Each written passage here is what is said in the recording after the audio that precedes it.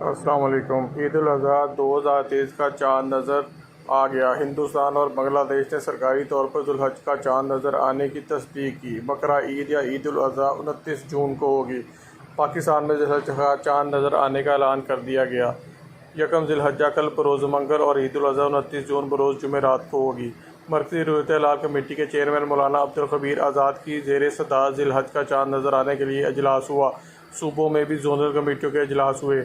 اجلاس میں ذی الحج کا چاند دیکھنے کے لیے شہادتیں اکٹھی کی گئیں۔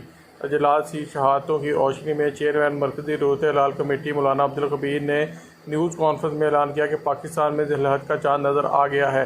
یکم ذی الحج کل بروز منگل اور عید الاضحیٰ 29 جون بروز جمعرات کو ہوگی۔ میرا چینل ایسی خبریں دیکھنے کے لیے سبسکرائب کریں۔ شکریہ۔